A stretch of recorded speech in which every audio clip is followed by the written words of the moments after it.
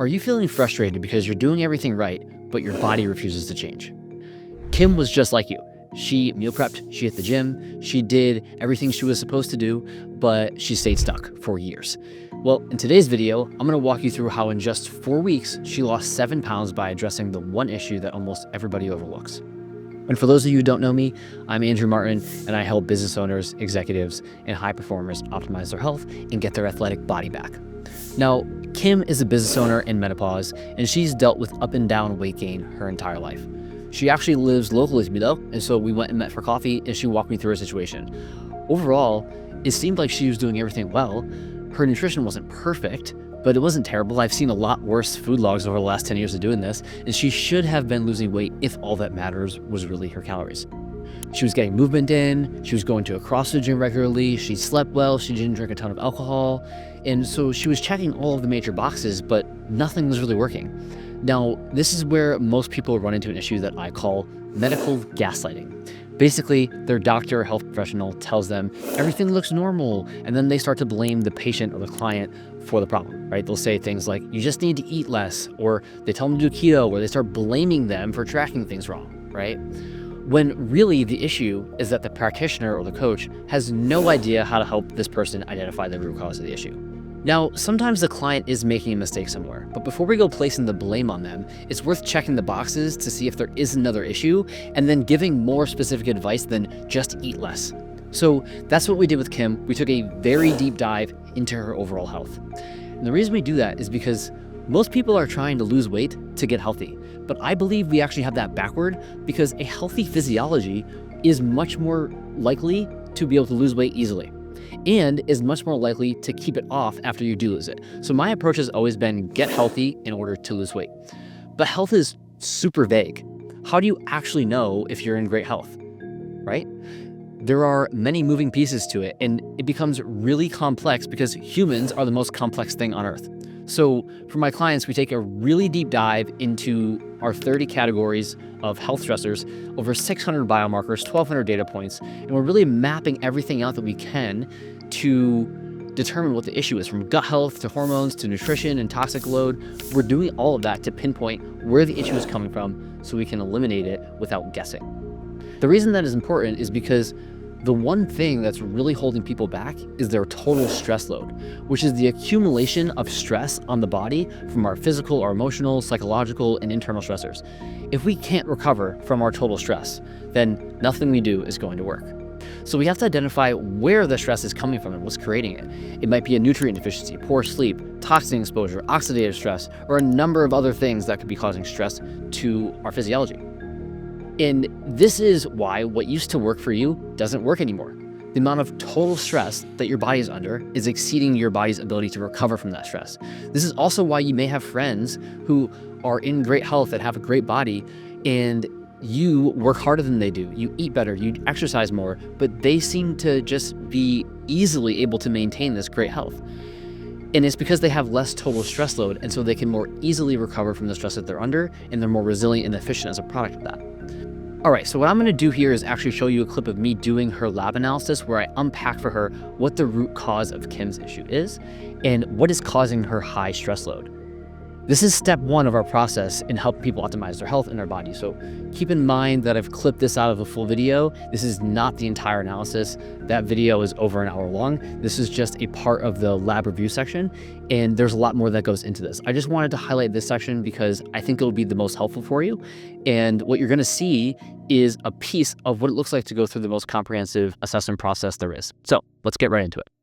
All right, Kim, so we're going to start with your blood work here. Now, I know we already went through a lot of the other assessments that we were chatting about before, but we start with the blood because it gives us a full picture look into your whole body kind of all at once, and then we can narrow down to some of the more functional assessments that we did from there to tie those metrics that we find in those functional assessments to things in your blood work, to things in the other assessments that we kind of already went through. So the first thing that I noticed is your cardiometabolic health. So that is a very broad term for your cardiovascular health and your metabolic health kind of combined into one thing because they're very interrelated with each other, right?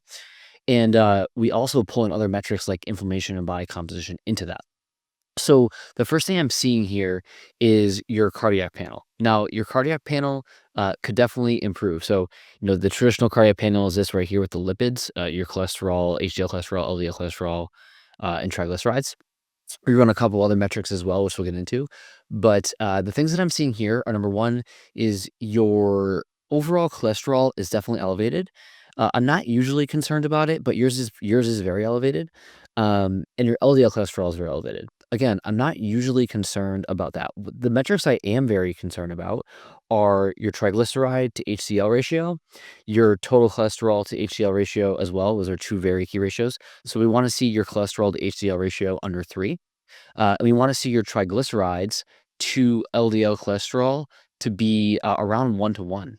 And this is so that's an important ratio, right? But we also need both of those numbers to be lower. And the reason for that is because your triglyceride to LDL cholesterol ratio is a marker of insulin resistance, and insulin resistance is going to cause things like prediabetes and diabetes over a long period of time and blood sugar dysregulation. And we'll see later in your labs that you do have some blood sugar dysregulation issues.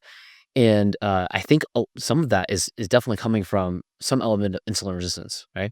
And the reason why this happens is because when you eat you have excess sugar in your blood, your body's going to convert some of it to fat, and it gets stored as triglycerides. So that's why you get elevated triglycerides in your assessment. So we do want to see this around 75, and then your LDL cholesterol, around 100, somewhere in that range.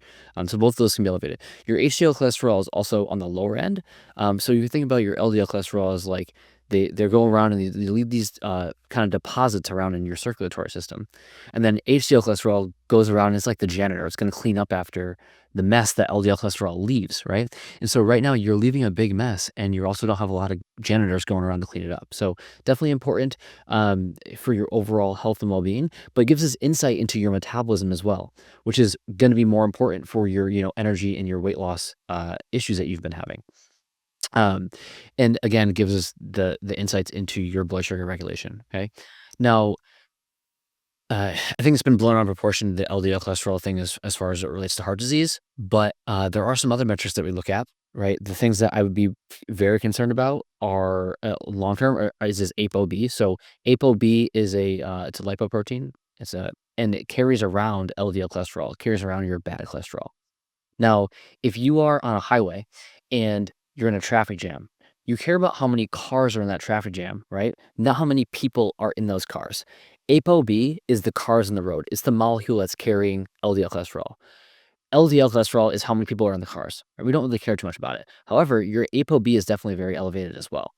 And then in addition to that, we have ApoB to ApoA1. So A1 is what carries your good cholesterol, and that ratio is off as well. Okay. So these things are all related to your cardiometabolic health. And the last thing that we're looking at inside of that is inflammation, because inflammation essentially exacerbates all these issues and is the main risk factor, right? It's going to raise your it's going to make it really hard to lose weight if you're inflamed. It's going to make it hard to have energy, and it's going to disrupt a lot of these metabolic processes that are important for good overall health and well-being, and will be the brake on your metabolism and make it tough to lose weight, right? And so one of the main metrics we look at is high sensitivity C-reactive protein, and you're definitely elevated on that. So you kind of have all of these metrics that are leading toward saying, hey, I think there's some poor metabolic and cardiovascular health issues going on here. This doesn't tell us why though, right? Because we assessed your nutrition, it looks pretty good, right? We assessed your lifestyle factors, those look pretty good as well. I mean, there's definitely areas for you to improve, don't get me wrong, but uh, I think there's something else that's driving these issues, and we're going to get into that in a second here when we go and look at your salivary hormones and your gut health. Those are going to be two main, very important pieces that will give us indication as to why this is happening to you. Okay. And the crazy thing is, if you went to a doctor, they're just going to put you on a statin, and it's not going to solve the real problem, right? They're just going to put you on a cholesterol medication here. But that's not solving the issue, that there's something else that's driving this, right? And it's not necessarily always just poor nutrition. Okay. As it relates to blood sugar regulation, I did tell you this earlier that there's some blood sugar dysregulation issues. So your A1C is the average of your blood sugar over the last 90 days. Now, came back at 5.7. Ideally, we want to be like 5.2.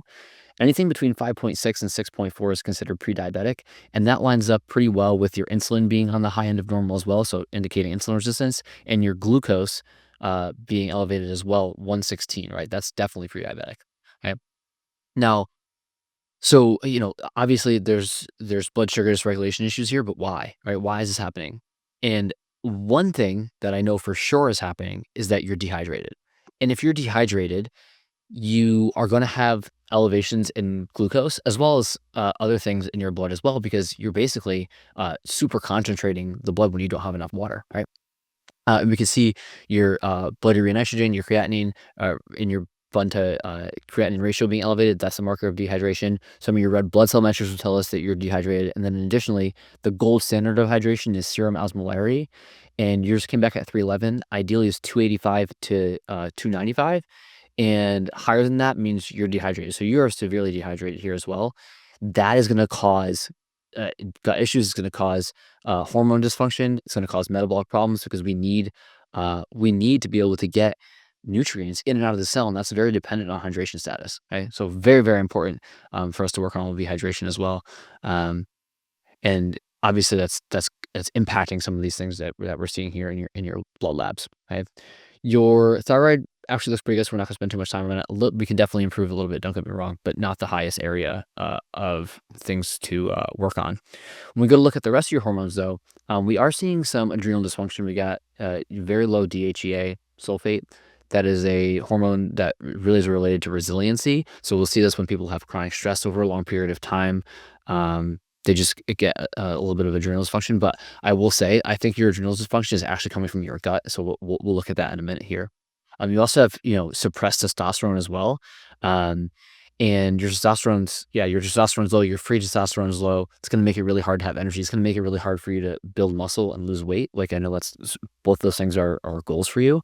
And if you don't have enough anabolic hormones, your DHEA is an anabolic hormone, your testosterone is an anabolic hormone. If you don't have those producing well, it's going to be really hard to build muscle. And we know that muscle is the main place for us to put blood sugar. So you have this high elevated blood sugar, right, in your blood, and we don't have a lot of place to put it because we need to build muscle, but we can't build muscle because our hormones are off, right? So you can see how this is becoming a track of trying to getting back down to the problem, right? And where the problem actually is. It's almost never your hormones. Your hormones are just the indicator, right? So we have to keep looking deeper, right? So as it relates to your testosterone and your DHEA here, those are the main findings that I'm seeing in your hormones. And obviously you're in menopause, so like there's been some obviously down regulation of estrogen and progesterone, but nothing I would be overly concerned about in this stage. Is mostly those two. Okay. Um, then we're looking at your metabolic panel here. We can see some more when your hematocrit is elevated. That usually the general sign for you is dehydration here, and that is lining up very well as well. So the rest of this, I don't have anything to gripe with. Um, Leptin though, so leptin is your satiety hormone, and when it gets elevated like this, it depends on your weight and body mass index and whatnot. But I would say that you are leptin resistant based on this number, and what that means is you're going to feel hungry a lot of the times and have more cravings. So, I know based on your assessment too that you filled out that you were having sort of like insatiable cravings all the time. A lot of it is related to leptin, and it's this vicious cycle because your body fat cells actually produce leptin. And the more body fat we have, the more likely we are to become leptin resistant. So, obviously weight loss will be a focus, but we have to also focus on supporting your hormone function so that you don't have these crazy cravings that make you overeat and gain more weight, right? It can be definitely challenging. Um, so the next piece of blood work is actually your micronutrient status. So I'm going to scroll down here. Um, and your micronutrient status is it wasn't terrible. There wasn't it, it it wasn't it wasn't terrible by any means, right? You're definitely getting some good nutrients in, but we are definitely deficient in omega-3s, which will impact your cardiometabolic health metrics that we saw up front in the beginning of this. Your amino acids, which are the building blocks of protein, actually look good. So it tells me that you're getting a decent amount of protein in your diet. But where we are lacking a little bit are your minerals and vitamins. So magnesium is definitely a little bit low. I like to see this between 6.5 and 7, but it's involved in over 300 metabolic processes. So very, very important for especially metabolism, fat loss, having energy, blood sugar regulation, all that. Super important to have good magnesium status. Um, the rest of these look okay down here. Your antioxidants look okay as well. Where I do think there starts to become a problem is your vitamin status, especially your B vitamins. So your B vitamins are all on the very either low or on the very low end of normal. And that's not uncommon, but your B vitamins are incredibly important for metabolic function, for mitochondrial health, for a process called glycolysis, where we essentially are taking carbohydrates and turning them into energy. Very, very important. And you are low in most of them, so we definitely need to get you some B vitamins. And um, there is a chance that we need to get you methylated B vitamins as well.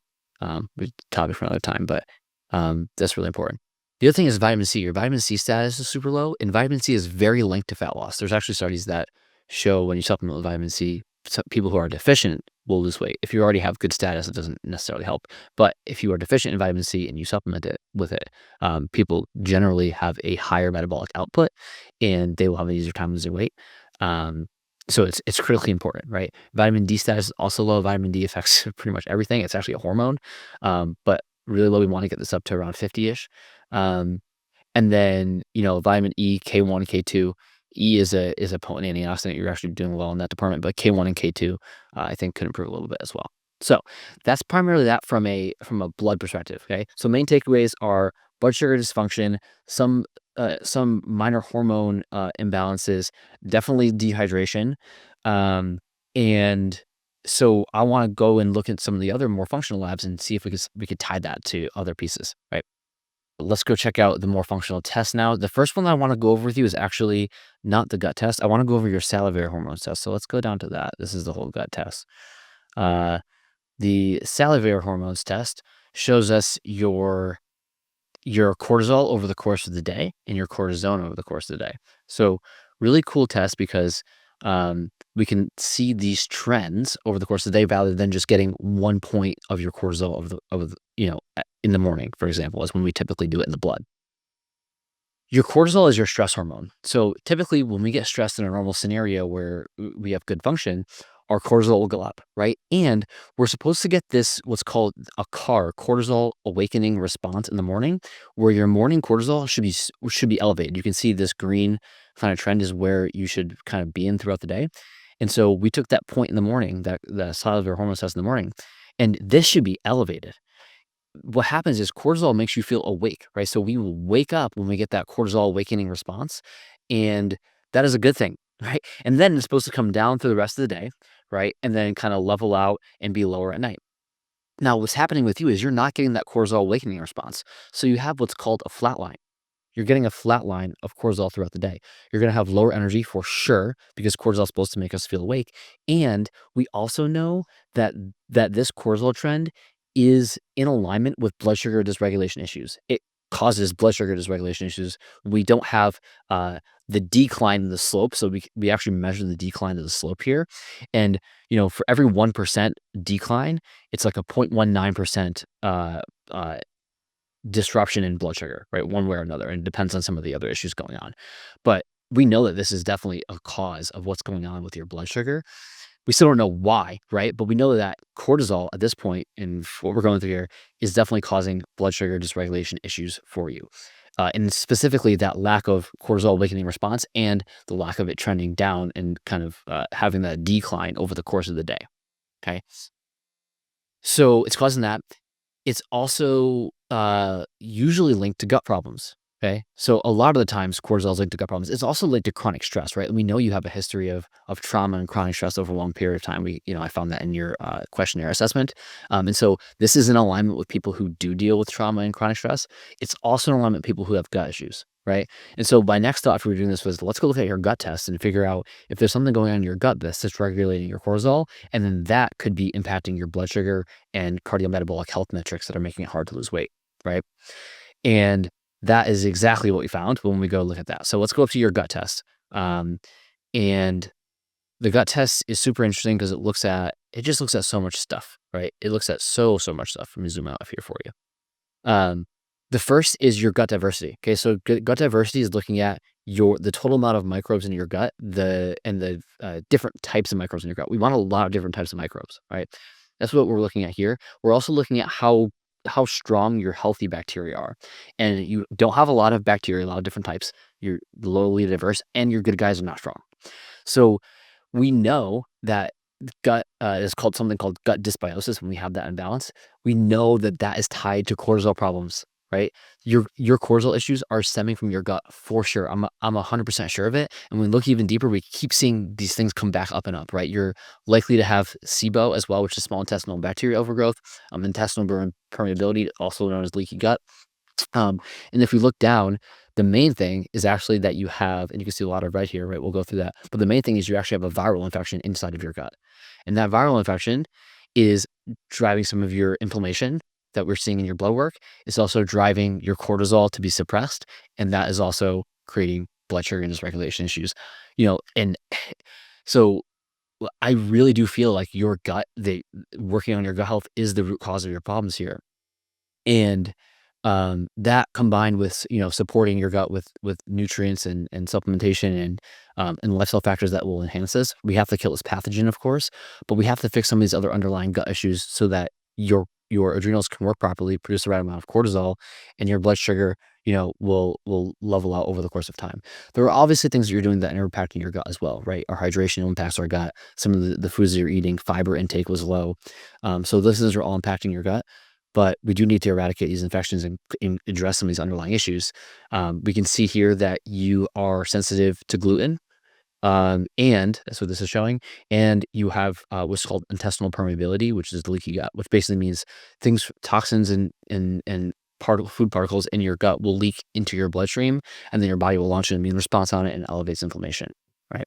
We can see your elevated immune response here as well. Short chain fatty acids are low.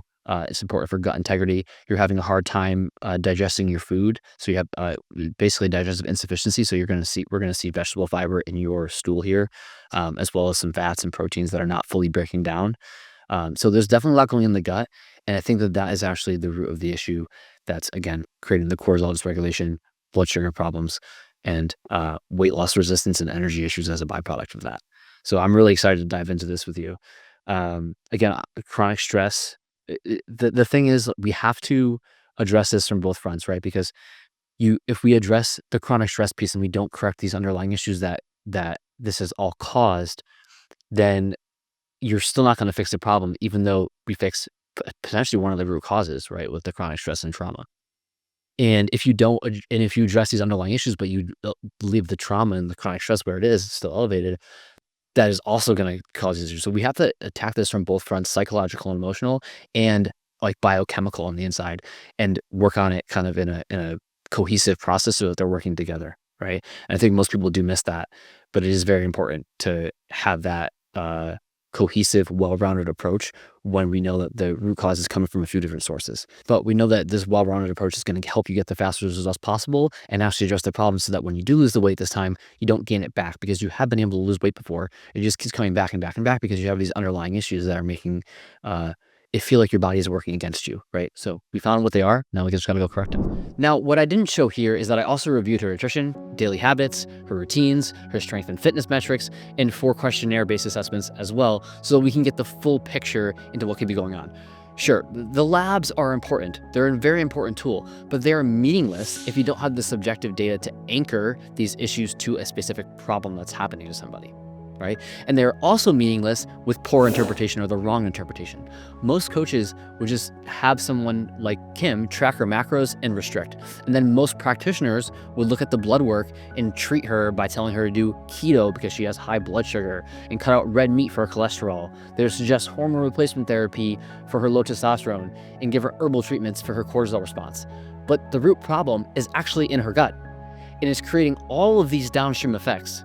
And further than that, she has likely developed these gut issues from years of trauma and chronic stress, which I was only able to identify because we had those other assessments to look at and connect those to her biomarkers in her internal assessment. So that is how we figured out what was causing Kim's weight loss resistance and prediabetes. If you're interested in going through a process like this, the first step is going through our main questionnaire assessment, and I offer it completely free. You just fill it out, and then I will personally review it. We'll get on a short 15-minute call to go over the results, and I'll give you insight into what your problem might be and where we should look deeper to start uncovering these root cause problems like I did for Kim in this video. So if you'd like to go through that, just click the link in the description. It'll have you book your time for the 15-minute review call, and once you pick your time, you'll get the assessment automatically sent to you. If you decide to fill it out, I'm looking forward to connecting with you, and if not, I hope you found this video helpful anyways, and I'll catch you in the next one.